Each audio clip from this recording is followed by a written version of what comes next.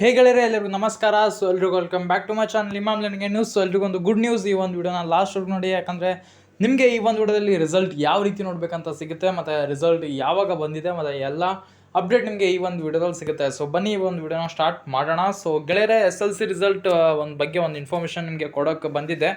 ಏನಪ್ಪ ಅಂದರೆ ಇಲ್ಲಿ ನೋಡಿ, SLC ರಿಸಲ್ಟ್ ಅಂತ ನೀವು ಸರ್ಚ್ ಮಾಡಬೇಕು. SLC ರಿಸಲ್ಟ್ 2024 ಅಂತ ನೀವು ಸರ್ಚ್ ಮಾಡಿದ್ರೆ ಜಸ್ಟು.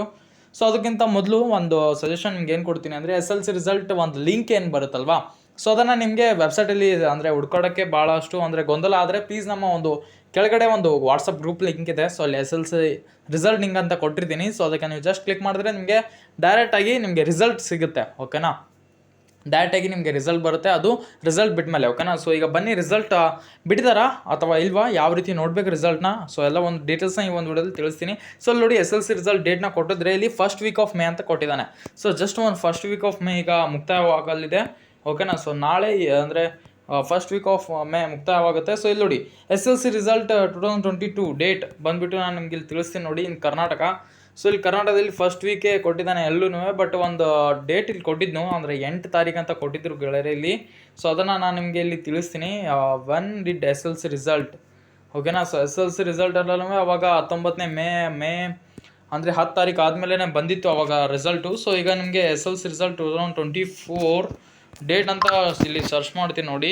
SLC 2024 ಡೇಟ್ ಅಂತ ನಾನು ಸರ್ಚ್ ಮಾಡಿದಾಗ ಸೊ ಜಸ್ಟ್ ಇಲ್ಲಿ ಒಂದು ರಿಸಲ್ಟ್ ಬರುತ್ತೆ ಫಸ್ಟ್ ವೀಕ್ ಆಫ್ ಮೇನೆ, ಬಟ್ 8 ತಾರೀಕು ಬರುತ್ತೆ ಅಂತ ಭಾಳಷ್ಟು ಅಂದರೆ ನ್ಯೂಸ್ ಚಾನಲ್ ಆಗಿರ್ಬೋದು ಮತ್ತು ಅಂದರೆ ಪೇಪರ್ಸ್ ಏನಿದೆ ನೀವು ಡೈಲಿ ಓದ್ತಿರಲ್ಲ, ಸೊ ಅಲ್ಲಿ 8 ತಾರೀಕು ಅಂತಲೇ ಕೊಡ್ತಿದ್ದಾನೆ.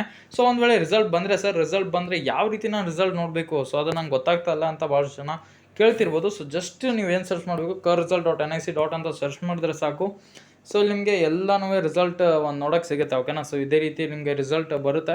ಸೊ ಜಸ್ಟ್ ಕ್ಲಿಕ್ ಮಾಡಿದಾಗ ನಿಮಗೆ ಒಂದು ರಿಜಿಸ್ಟರ್ ನಂಬರು ಮತ್ತು ನಿಮ್ಮ ಒಂದು ಡೇಟ್ ಆಫ್ ಬರ್ತ್ ಹಾಕಿದ್ರೆ ನಿಮ್ಮ ರಿಸಲ್ಟ್ ನಿಮ್ಮ ಕೈಯಲ್ಲಿರುತ್ತೆ. ಸೊ ಎಲ್ರಿಗೂ ಒಂದು ಗುಡ್ ನ್ಯೂಸ್, ಯಾಕಂದರೆ ಡೇಟ್ ಕನ್ಫರ್ಮ್ ಆಗಿದೆ. 8 ತಾರೀಕಿಗೆ ನಿಮಗೆ ರಿಸಲ್ಟ್ ಬರ್ಬೋದು. ಒಂದು ವೇಳೆ 8 ತಾರೀಕು ಬಂದಿಲ್ಲ, ಎಲೆಕ್ಷನ್ ಇದೆ, ಏನಾದರೂ ಗೊಂದಲ ಇದೆ, ಮತ್ತು ಒಂದು ಸ್ವಲ್ಪ ರಾಜಕೀಯದಲ್ಲಿ ಏನಾದರೂ ಗೊಂದಲ ಆಗ್ತಾಯಿದೆ, ಮತ್ತು ನಮ್ಮ ಶಿಕ್ಷಣ ಮಂಡಳಿಗೆ ಏನಾದರೂ ಪ್ರಭಾವ ಬೀರಿದರೆ ಸೊ ನಿಮಗೆ 10 ಮೇಗೆ ರಿಸಲ್ಟ್ ಔಟ್ ಆಗುತ್ತೆ. ಇದು ಗ್ಯಾರಂಟೆಡ್ ಆಗಿ ನಾನು ನಿಮಗೆ ಹೇಳ್ತಾ ಇದ್ದೀನಿ. 10 ಮೇ ಆದರೂ ಬರ್ಬೋದು, ಯಾಕಂದರೆ ವ್ಯಾಲ್ಯೂಯೇಷನ್ ಎಲ್ಲ ಮುಗಿದಿದೆ. ಜಸ್ಟ್ ರಿಸಲ್ಟ್ ಔಟ್ ಮಾಡೋದಷ್ಟೇ ಬಾಕಿ ಉಳಿತಿದೆ. ಸೊ ಜಸ್ಟ್ ಈ ಒಂದು ವಿಡಿಯೋ ಇಷ್ಟವಾದರೆ ಪ್ಲೀಸ್ ಲೈಕ್ ಮಾಡಿ ಮತ್ತು ಕಮೆಂಟ್ ಮಾಡಿ. ಓಕೆನಾ, ನಿಮ್ಮ ರಿಸಲ್ಟ್ ಬಂದಿದೆ ಅಲ್ವಾ ಅಂತ, ಮತ್ತು ನಿಮ್ಮ ರಿಸಲ್ಟ್ ಬಂದ ಮೇಲೆ ಎಷ್ಟು ಅಂಕಗಳನ್ನು ನೀವು ಕಳಿಸಿದ್ರ, ಸೊ ಅದು ಕೂಡ ಕಮೆಂಟ್ ಮಾಡಿ.